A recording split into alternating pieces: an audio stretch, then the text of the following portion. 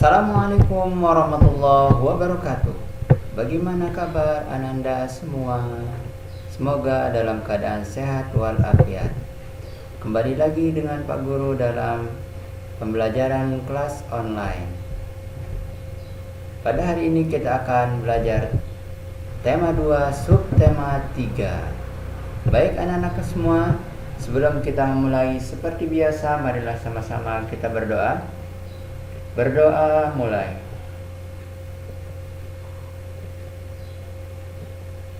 Berdoa selesai.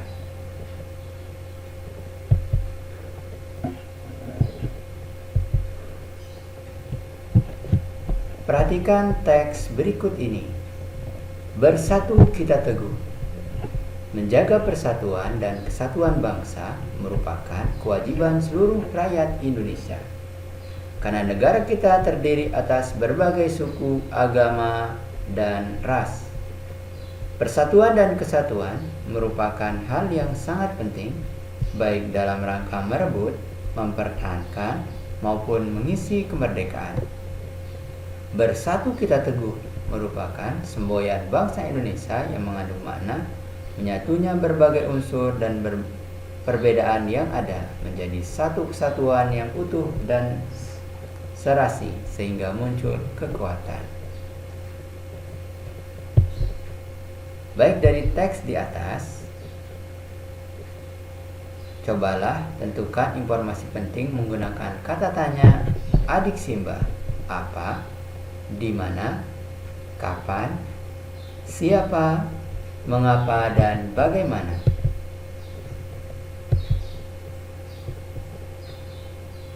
Buatlah kata tanya menggunakan kata apa, baru kemudian jawabannya, kemudian kata siapa, di mana, bagaimana, kapan, dan mengapa. Agar lebih mudah mengisi jawaban, maka buatlah terlebih dahulu kalimat pertanyaan menggunakan aspek di atas. Jika sudah selesai, maka pindahkan kalimat jawabanmu pada peta pikiran di atas. Baik, selanjutnya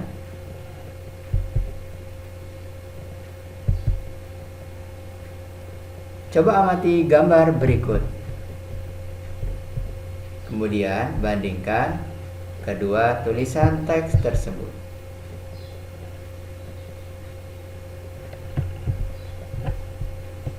Perhatikan, naskah proklamasi tulisan tangan Insinyur Soekarno. Nah, ini adalah teks proklamasi yang asli yang ditulis tangan oleh Insinyur Soekarno. Kemudian, naskah proklamasi yang sudah diketik, yang sudah ditulis tangan, kemudian diketik ulang oleh Sayuti Melik. Seperti ini. Jadi sudah coretannya sudah tidak ada lagi, ya sudah diperbaiki. Inilah gambar tokoh pahlawan atau pejuang bangsa, yaitu Sayuti Melik yang berjasa untuk mengetik teks proklamasi.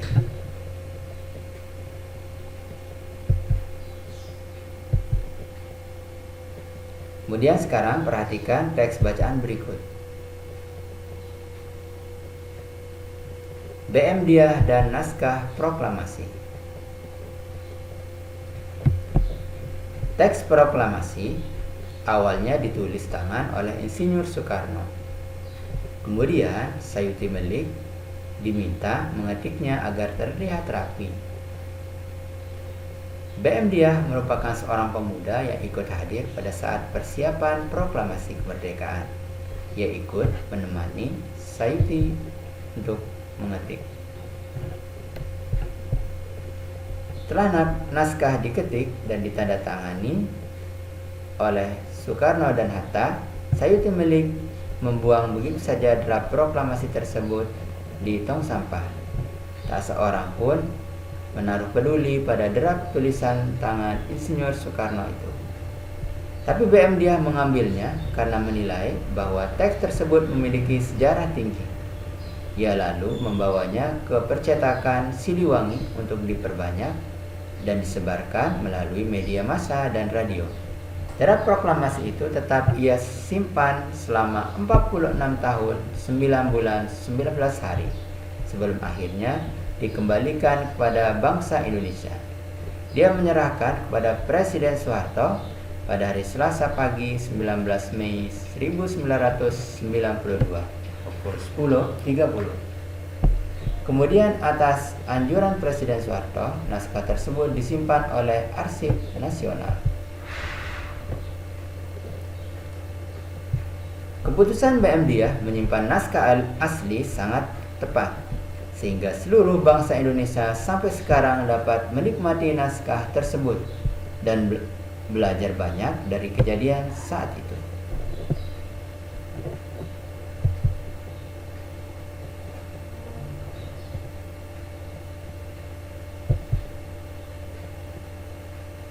Nah, setelah membaca teks di atas, coba Ananda di rumah untuk mencoba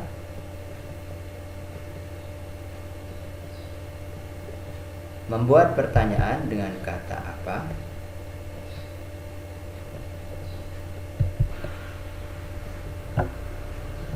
Mengapa? Siapa? Di mana? Kapan? Dan bagaimana?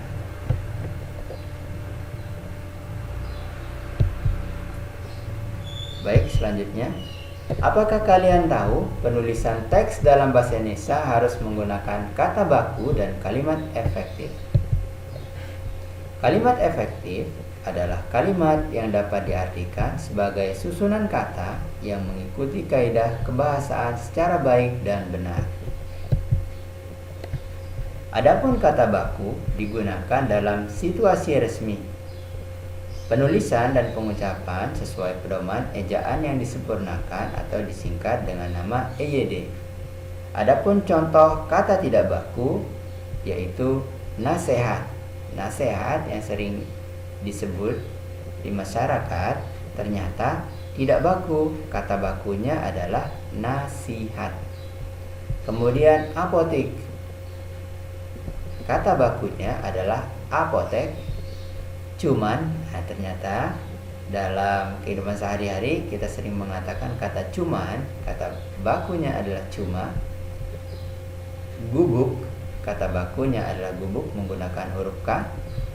Jadwal, jadwal, kata bakunya adalah jadwal. Baik, inilah contoh kata tidak baku dan contoh kata baku. Selanjutnya, setelah kalian membacanya, coba cari kata baku dalam teks BM Diah yang sudah kita pelajari di atas. Buatlah kata tidak baku yang kalian temukan di dalam teks, kemudian tuliskan kata baku atau kata perbaikannya, sama seperti contoh yang tadi sudah dijelaskan di atas.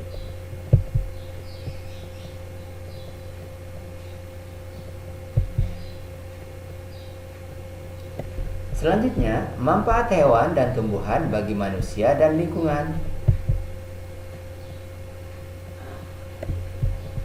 Beluntas adalah tumbuhan semak. Tumbuhan ini bercabang banyak, berusuk halus, dan berbulu banyak. Beluntas dapat tumbuh di daerah kering, tanah keras, dan berbatu. Tingginya bisa mencapai 3 meter. Dengan habitat dan ciri fisiknya tersebut, beluntas banyak dimanfaatkan sebagai tanaman pagar. Banyak rumah-rumah menggunakan beluntas sebagai pagar hidup. Nah, ini adalah tanaman beluntas. Kemudian keong sawah atau tutut hidup di perairan dangkal yang berdasar lumpur. Keong sawah banyak hidup di sawah, rawa-rawa, pinggir danau, dan pinggir sungai kecil. Keong sawah berguna untuk membersihkan lumut di kolam ikan. Keong membersihkan lumut atau rumput yang biasanya tumbuh mengambang di atas air. Nah, jadi demikian tadi manfaat tumbuhan beluntas dan keong.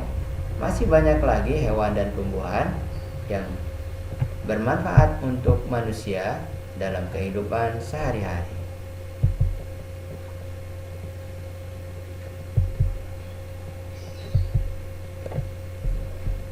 Manfaat hewan bagi manusia dan lingkungan. Yang pertama, penghasil bahan pangan. Jadi hewan dapat diambil daging, telur, susu, dan lainnya. Yang kedua, penghasil bahan sandang. Bahan sandang itu adalah untuk pakaian. Contohnya adalah domba dapat menghasilkan wool. Yang ketiga adalah penghasil bahan kerajinan. Kulit sapi dan kerbau dimanfaatkan sebagai bahan pembuatan wayang kulit. Adapun bulu angsa dimanfaatkan untuk membuat kok yang digunakan untuk bulu tangkis. Yang keempat adalah penghasil pupuk organik. Kotoran berbagai jenis hewan dapat dijadikan sebagai pupuk. Yang kelima, penghasil tenaga.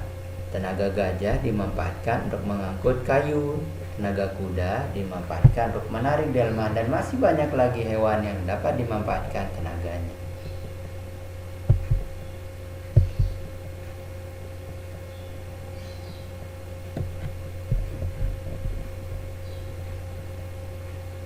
Manfaat tumbuhan bagi manusia dan lingkungan. Yang pertama, tumbuhan dapat dimanfaatkan sebagai bahan makanan. Bisa diambil batangnya, daunnya, bunga, buah maupun bijinya. Yang kedua, tumbuhan dapat dijadikan bahan sandang atau pakaian. Serat kapas dapat dimanfaatkan untuk membuat kain katun. Jadi baju yang kita gunakan terbuat dari serat kapas. Yang ketiga, bahan bangunan. Kayu dari pohon jati, pohon kelapa, dan pohon meranti dimanfaatkan untuk bahan bangunan. Biasanya untuk jendela, pintu, kemudian untuk atap rumah, dan lain-lain. Tumbuhan juga dapat dimanfaatkan sebagai bahan obat. Bahan obat-obatan. Contohnya adalah jahe untuk mengobati batuk, daun kumis kucing untuk mengobati ginjal, daun jambu biji untuk mengobati diare, dan masih banyak lagi tumbuhan yang dapat dimanfaatkan sebagai obat. Yang kelima, bahan baku industri. Industri banyak memanfaatkan tanaman untuk kebutuhan manusia. Ada getah karet, getah pinus, kayu pinus, buah kelapa, dan masih banyak lagi contoh tumbuhan lainnya. Yang keenam, bahan pewarna alami. Contohnya adalah warna hijau dari tumbuhan pandan, wortel untuk warna jingga, kunyit warna kuning, dan lain-lain. Yang ketujuh, menjaga kualitas air. Jadi selain dapat dimanfaatkan untuk bahan makanan dan obat-obatan, ternyata tumbuhan juga menjaga kualitas air. Contohnya ada tanaman bakau menjadi penyaring alami dari air laut menjadi air tawar.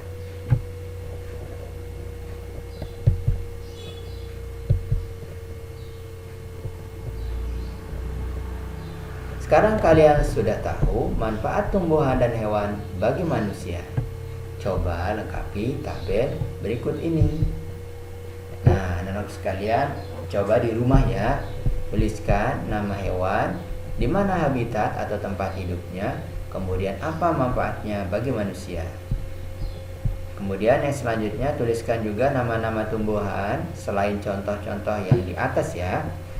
Kemudian tuliskan tempat hidup dan apa manfaat bagi manusia. Baik, kita lanjutkan. Upaya bangsa Indonesia meningkatkan kesejahteraan rakyat di awal masa kemerdekaan.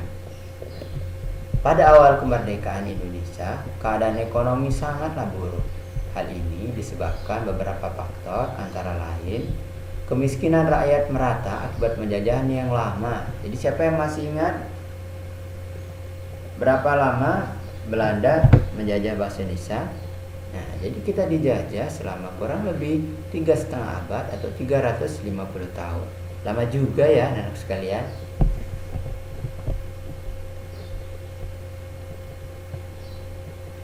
Yang kedua adalah harga barang-barang mahal.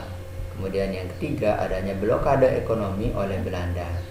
Jadi Belanda masih belum mengakui kemerdekaan Indonesia. Dia masih memblokade ekonomi dan yang lain-lain sehingga barang-barang sulit masuk ke Indonesia. Untuk mengatasi masalah ekonomi rakyat, pemerintah Indonesia melakukan beberapa upaya, antara lain yang pertama melakukan program pinjaman nasional. Hal ini dilakukan oleh Menteri Keuangan Insinyur Surahman yang akan dibayar kembali selama jangka waktu 40 tahun. Yang kedua, konferensi ekonomi. Konferensi ini dipimpin oleh Menteri Kemakmuran saat itu, yaitu Insinyur Darmawan Mangunkusumo. Tujuannya adalah untuk memperoleh kesepakatan dalam menanggulangi masalah ekonomi yang mendesak, seperti masalah produksi dan distribusi makanan, sandang, dan administrasi perkebunan. Yang ketiga, pembentukan Badan Perancang Ekonomi. Hal ini atas inisiatif Menteri Kemakmuran Dr. A.K. Ghani. Badan ini merupakan badan tetap yang bertugas membuat rencana pembangunan ekonomi untuk jangka waktu 2-3 tahun. Yang keempat, rencana Kasimo Plan. Program ini disusun oleh Menteri Urusan Bahan Makanan Insinyur J. Kasimo. Program ini berupa rencana produksi 3 tahun. Program ini menyarankan yang pertama, menanami tanah kosong di Sumatera Timur, kemudian melakukan intensifikasi di Jawa dengan menanam bibit unggul. Yang ketiga, transmigrasi. Yang keempat, di setiap desa dibentuk kebun-kebun bibit. Yang terakhir, pencegahan penyembelihan hewan yang berperan penting bagi produksi pangan. Persatuan Tenaga Ekonomi. Organisasi ini dipimpin oleh B.R. Motik yang bertujuan untuk menggiatkan kembali partisipasi pengusaha swasta. Jadi itulah langkah-langkah untuk membangun ekonomi di awal kemerdekaan negara Indonesia. Baik anak-anak sekalian, kita lanjutkan. Coba perhatikan hasil pertanian dan perkebunan di bawah ini. Nah, Indonesia adalah negara yang kaya, baik di pegunungan maupun di dataran rendah, berupa hasil padi, kemudian ada cengkeh, ada teh, ada bawang, dan masih banyak lagi hasil pertanian yang dimiliki oleh bangsa kita.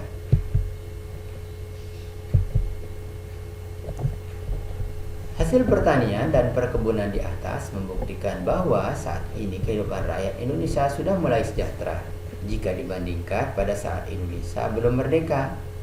Hasil pertanian yang melimpah membawa dampak yang baik bagi kehidupan rakyat Indonesia, khususnya bagi para petani dan para pedagang. Sekarang jawablah pertanyaan berikut. Apa pengaruh kemerdekaan bagi para petani? Adakah pengaruh kemerdekaan bagi pelajar? Coba kalian jelaskan. Hal apa saja yang harus dilakukan rakyat Indonesia agar hidup menjadi lebih sejahtera? Sebagai pelajar dan generasi penerus bangsa, upaya apa saja yang harus kamu lakukan untuk mengisi kemerdekaan? Baik, selanjutnya, manfaat persatuan dan kesatuan. Amati kedua gambar berikut ini. Silakan diperhatikan. Nah, ini gambarnya. Baik, kita lanjutkan. Tahukah kalian, kedua gambar di atas adalah gambar yang mengandung makna persatuan dan kesatuan. Persatuan akan memperkuat tekad sehingga dapat menggapai tujuan.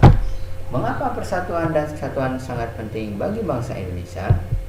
Jawabannya adalah karena dengan adanya persatuan dan kesatuan, Indonesia mampu menghadapi penjajah dan meraih kemerdekaan.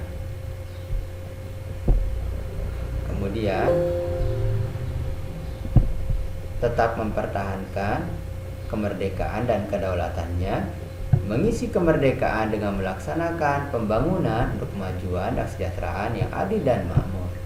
Dengan persatuan dan kesatuan juga, Indonesia akan menjadi negara yang aman, negara yang damai, negara yang bahagia, selamat dan sentosa.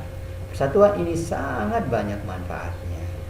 Karena dengan bersatu, maka pekerjaan akan menjadi cepat terselesaikan.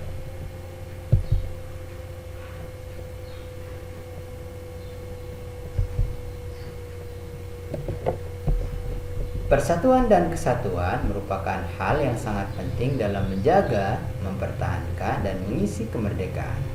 Menjaga persatuan dan kesatuan bangsa merupakan kewajiban seluruh rakyat Indonesia, karena negara kita terdiri atas berbagai unsur agama, seperti agama, suku, dan ras. Semboyan bersatu kita teguh memiliki makna menyatunya berbagai unsur dan perbedaan yang ada sehingga menjadi satu kesatuan yang utuh dan serasi, sehingga pada akhirnya timbul suatu kekuatan. Nah, jadi diingat-ingat anak sekalian, pentingnya menjaga persatuan dan kesatuan. Kita harus akur dalam kehidupan agar tercipta kehidupan yang damai, aman, dan tentram.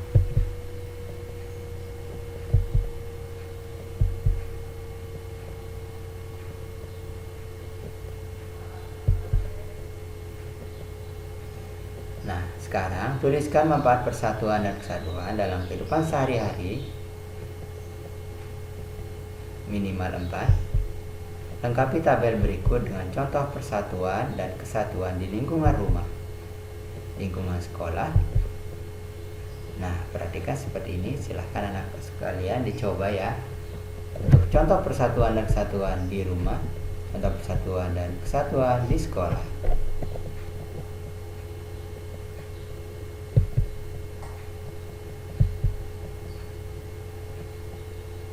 Nah, yang selanjutnya adalah sangsaka merah putih. Sangsaka merah putih merupakan sebutan bagi bendera nasional Indonesia. Di warna merah, merah putih memiliki makna anak sekalian. Merah berarti berani dan putih berarti suci. Merah melambangkan tubuh manusia, sedangkan putih melambangkan jiwa manusia. Keduanya sangat penting dan saling melengkapi.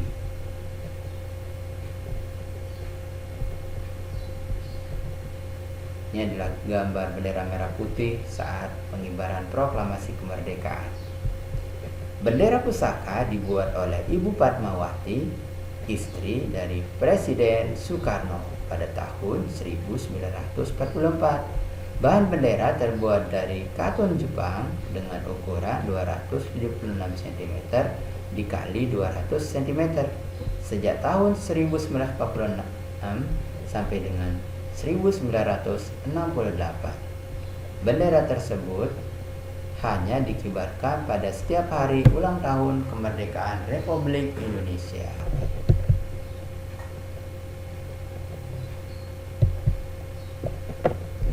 Karena usianya yang sudah tua, sangsaka merah putih terakhir berkibar pada tahun 1969. Bendera ini kemudian disimpan di Museum Nasional.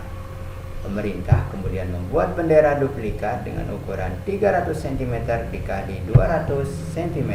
Baik, demikianlah anak-anak sekalian pembelajaran pada hari ini. Sampai jumpa di pembelajaran berikutnya. Sekian, wassalamualaikum warahmatullahi wabarakatuh.